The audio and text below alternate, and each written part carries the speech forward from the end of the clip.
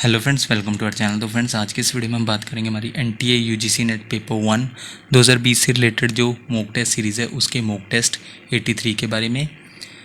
सबसे पहले हम इस वीडियो के फॉर्मेट के बारे में बात कर लेते हैं। आपके पास सारे क्वेश्चन का आंसर करने के लिए 10 सेकंड का टाइम होगा, जहां पर ऑप्शंस आपको खुद रीड करने हैं या फिर आप हमें इसी वीडियो के एंड में कमेंट करके बता सकते हैं कि आपने टोटल क्वेश्चन यानी कि 10 क्वेश्चन में से कितने क्वेश्चन को करेक्ट मार्क किया। हम अपने पहले क्वेश्चन के बारे में बात कर लेते हैं। क्वेश्चन नंबर 1 है, dash is a scheme to promote multi disciplinary and interdisciplinary research, यानी कि बहुविषयक और अंतःविषय अनुसंधान को बढ़ावा देने के लिए कौन सी योजना है। फ्रेंड्स, ऑप्शंस आप अपनी स्क्रीन पर देख सकते हैं और इसी वीडियो के नीचे कमेंट करके हमें 10 सेकंड के अंदर करेक्ट आंसर बता सकते हैं।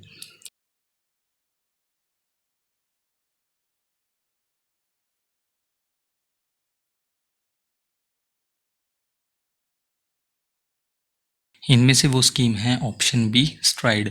STRIDE stands for scheme for trans disciplinary research for India's developing economy. ये स्कीम क्या करती है? प्रमोट करती है मल्टी डिसिप्लिनरी और इंटरडिसिप्लिनरी रिसर्च को। क्वेश्चन नंबर सेकंड है, dash was formulated in 2009 with the objective of achieving 80% literacy level at the national level by focusing on adult women literacy।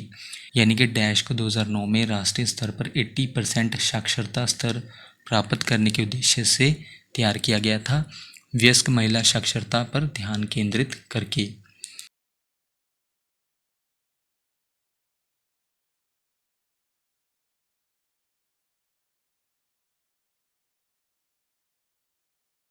इनमें से ऑप्शन डी, साक्षर भारत को formulate किया गया था, तैयार किया गया था 2009 में, जिसका ऑब्जेक्टिव क्या था कि अचीव करना 80% लिटरेसी लेवल को नेशनल लेवल पर, जहां पर फोकस किया गया था अडल्ट वुमेन लिटरेसी पर, यानी कि वयस्क महिला साक्षरता पर ध्यान केंद्रित किया गया था। किसके अंडर? साक्षर भारत के अंडर। क्वेश्चन नंबर थर्ड है, union human resource development minister was launched the Pradhanmantri innovative learning program named dash, यानी कि केंद्रीय मानव संसाधन विकास मंत्री ने डैश नाम का प्रधानमंत्री नवीन शिक्षण कार्यक्रम शुरू किया था।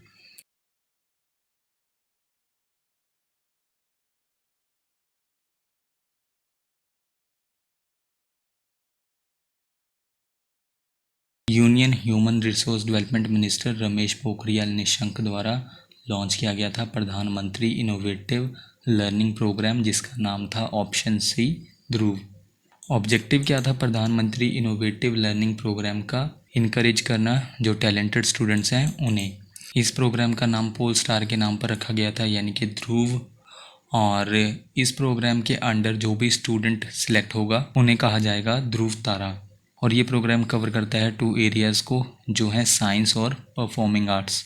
और ओवरऑल 60 स्टूडेंट्स को सिलेक्ट किया जाएगा पूरी कंट्री से, और ये स्टूडेंट्स होंगे क्लास 9 से 12 तक के। सभी स्कूल्स के ये स्टूडेंट्स हो सकते हैं, चाहे वो गवर्नमेंट हो या फिर प्राइवेट। नेक्स्ट क्वेश्चन है question number 4, who has released the first edition of the school education quality index, in short SEQI, यानी कि स्कूल शिक्षा गुणवत्ता सूचकांक का पहला संस्करण किसने जारी किया?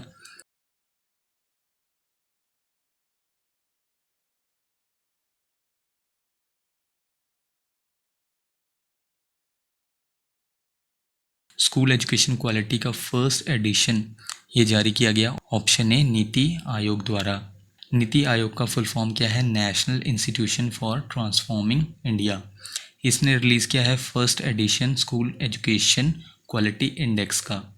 और स्कूल एजुकेशन क्वालिटी इंडेक्स इसे विकसित किया गया है, डेवलप्ड किया गया है नीति आयोग द्वारा, ताकि इवेल्युएट कर सकें परफॉर्मेंस को स्टेट्स और यूनियन टेरिटरीज़ की स्कूल एजुकेशन सेक्टर में। स्कूल एजुकेशन क्वालिटी इंडेक्स, इसके लिए कोलैब किया गया है ministry of human resource development, in short MHRD, world bank और सेक्टर एक्सपर्ट्स हैं उनके द्वारा कोलैब किया गया है इस इंडेक्स के लिए। और इस इंडेक्स में शामिल हैं 30 क्रिटिकल इंडिकेटर्स जो इवैल्यूएट करते हैं कि क्वालिटी एजुकेशन किस तरह से डिलीवर की जा रही है। नेक्स्ट पॉइंट में अगर हम बात करें 20 लार्ज स्टेट्स के बारे में, जिनमें केरल फर्स्ट पर रहा ओवरऑल परफॉर्मेंस में क्वालिटी ऑफ स्कूल एजुकेशन में, और जबकि उत्तर प्रदेश लास्ट पोजीशन पर रहा। और अगर हम स्मॉलर स्टेट्स के बारे में बात करें तो मणिपुर बेस्ट परफॉर्मर के रूप में उभर कर आया, और जबकि चंडीगढ़ टॉप पर रहा यूनियन टेरिटरीज में स्कूल एजुकेशन क्वालिटी इंडेक्स में। इसके अलावा वेस्ट बंगाल ने रिफ्यूज़ कर दिया पार्टिसिपेट करने से इस इवैल्यूएशन प्रोसेस में, इसीलिए वेस्ट बंगाल को इंक्लूड नहीं किया गया था इन रैंकिंग्स में। नेक्स्ट क्वेश्चन है question number 5, whose report was the first official document on the right to education in 1990, यानी कि शिक्षा के अधिकार पर पहला आधिकारिक दस्तावेज 1990 में किसकी रिपोर्ट थी?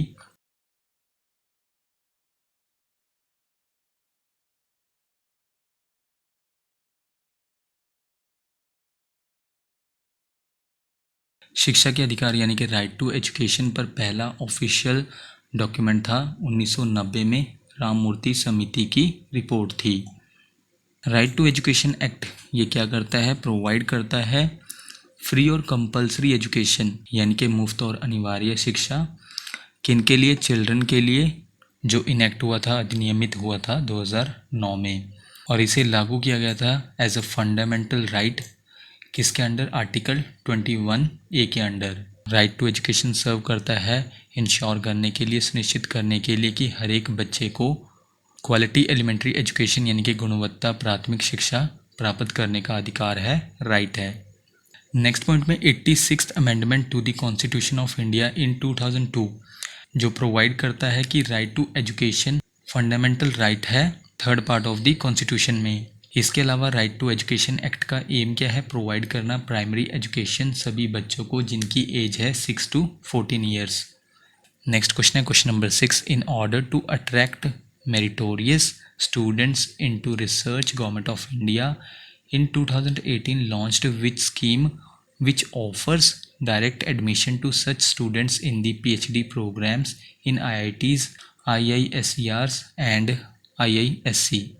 यानी कि सराहनीय छात्रों को शोध में आकर्षित करने के लिए भारत सरकार ने 2018 में कौन सी योजना शुरू की जो ऐसे छात्रों को IIT, IISER और इंडियन इंस्टीट्यूट ऑफ साइंस में PhD कार्यक्रमों में सीधे प्रवेश प्रदान करती है?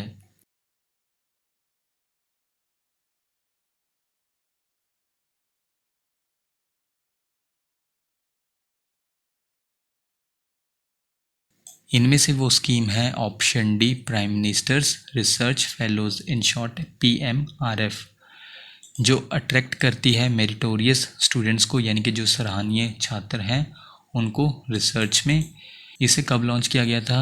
प्राइम मिनिस्टर रिसर्च फेलोज़ को 2018 में, जो IITs में, Indian institutes of science education and research में, इसके अलावा इंडियन इंस्टीट्यूट ऑफ साइंस में PhD प्रोग्राम्स में स्टूडेंट्स को डायरेक्ट एडमिशन ऑफर करती है। नेक्स्ट क्वेश्चन है question number 7, dash is a project for enabling effective education across engineering colleges in India on robotics, यानी कि रोबोटिक्स पर भारत में इंजीनियरिंग कॉलेजों में प्रभावी शिक्षा को सक्षम करने के लिए कौन सी परियोजना है?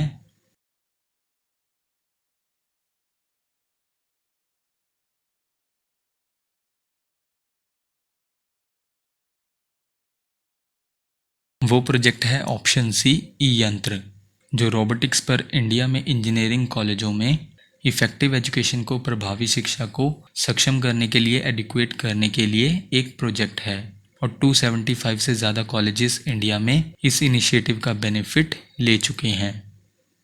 क्वेश्चन नंबर 8 है, लीप स्टैंड्स फॉर?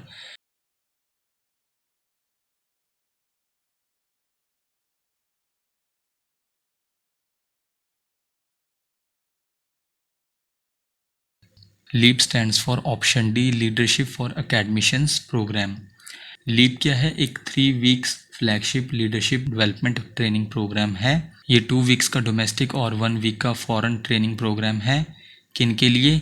जो public funded higher education institutions हैं उनमें जो सेकेंड लेवल एकेडमिक फंक्शनरीज हैं, यानी कि जो दूसरे स्तर के शैक्षिक कार्यकर्ता हैं उनके लिए। क्वेश्चन नंबर 9 है, dash is an initiative for online professional development of 15 lakh higher education faculty using the massive open online courses, in short MOOCs platform Swayam. यानी कि डैश बड़े पैमाने पर खुले ऑनलाइन पाठ्यक्रम प्लेटफॉर्म स्वयं का उपयोग करके 15 लाख उच्च शिक्षा संकाय के ऑनलाइन पेशेवर विकास के लिए एक पहल है।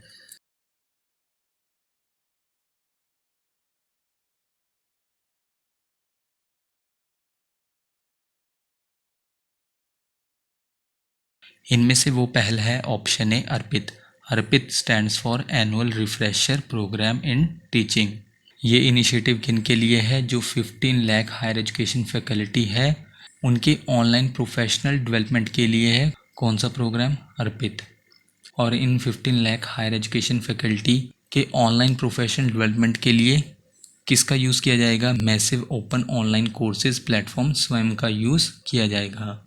आज का हमारा लास्ट क्वेश्चन है question number 10। Swayam platform is indigenously developed by the ministry of human resource development in short MHRD and all India council for technical education in short AICTE with the help of dash. यानी कि स्वयं मंच स्वदेशी रूप से मानव संसाधन विकास मंत्रालय और अखिल भारतीय तकनीकी शिक्षा परिषद द्वारा डैश की सहायता से विकसित किया गया है।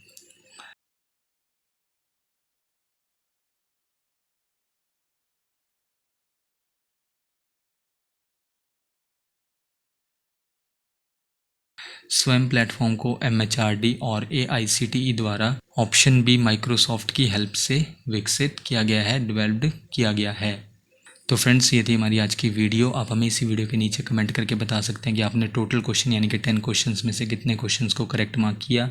नेक्स्ट वीडियो आपको जल्दी चैनल पर मिल जाएगी। So thank you friends for watching this video.